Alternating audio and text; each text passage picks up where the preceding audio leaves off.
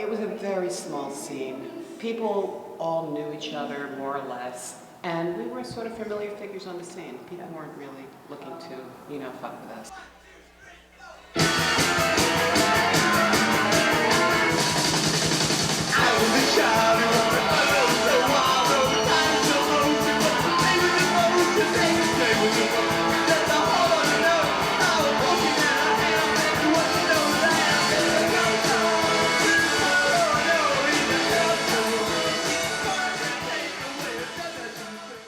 Well, we met at Public Access Television, where I worked as an intern and then got a job.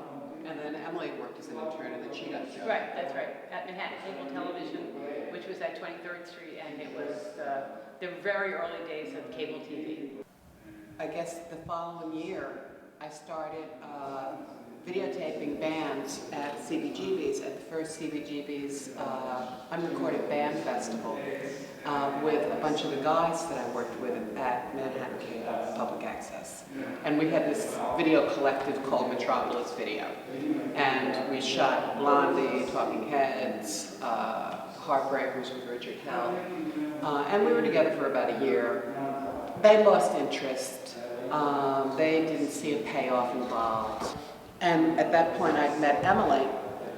I took her to CBGB's, and I said, I really want to keep taping bands, but I have no one to work with. And she said, I would love to work with you. But on the other hand, most of the bands never got the recognition they deserved. I mean, they never sold a gazillion albums, and they never, I had once heard this anecdote that hair bands sold, went platinum, double platinum, and you couldn't remember their names, and you could go to a place like Nepal and people would be wearing Ramones t-shirts. But they never got any of the sales, and they never went mainstream. Yeah. Except for Blondie a little bit, and Talking Heads a little bit. There really was, Velvets sell a lot of records to this day, but I don't think any of those musicians ever got rich. Yeah, it was not a money-making proposition. And the labels, what few labels there were very small. The big labels weren't signing any of the bands except maybe a little bit of Arista, but they never really got any kind of recognition. No in comparison radio. to the impact that they had on what followed. That's the real irony of it, Yeah. They had critical acclaim, but no radio play.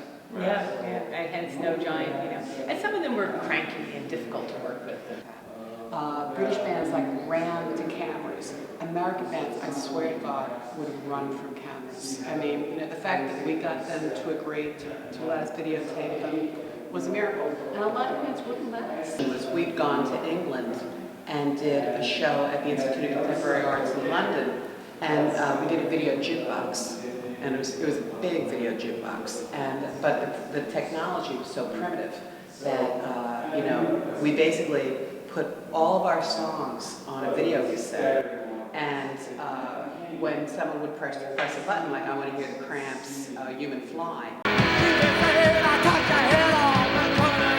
No one had any idea that you could do anything better, But I thought, well, there's got to be something better than this. But still, I can see where interactivity is something that could be really exciting to use in a project.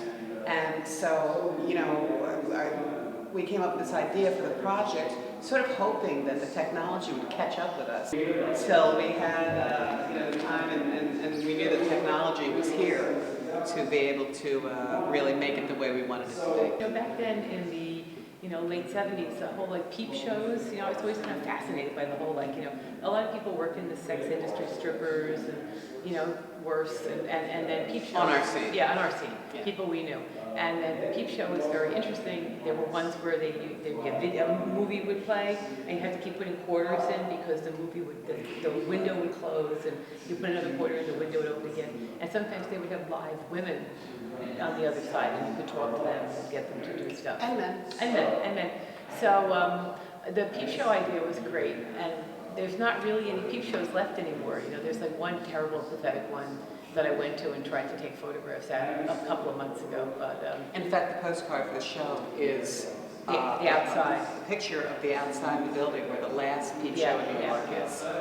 But it was even if they had let me take photographs, it visually looked nothing like what I would have imagined a peep show would look like. It looked more like somebody's office with module office dividers, you know. It was certainly not like sexy and red and stuff, but ours was more like like a peep show from the 70s. Yeah, it's about 9 months. I think I think we talked to Jane about it the first time about 9 months ago when they were working on the gallery. It was before it opened when we were talking about it. Then we worked with a programmer. He didn't really work out. We had to get another programmer. And, you know, it just took a while, you know, to get the programming together, I think was the most difficult part. You know, we had to relook at everything again. And, when we found this by Josh Goldberg, the programmer we used, it was much easier once that happened. And he was great. He was able to just totally take that like crazy diagram and just make the, you know, touchscreen flowchart. It's like I mean, it was like literally pieces of paper like taped together. It's like magic. I think they would have, we have some photographs that kind of look like this, you know, a curtain rather than a door and stuff. And then we got the neon made. That was the next thing we did. We bought this little piece of neon.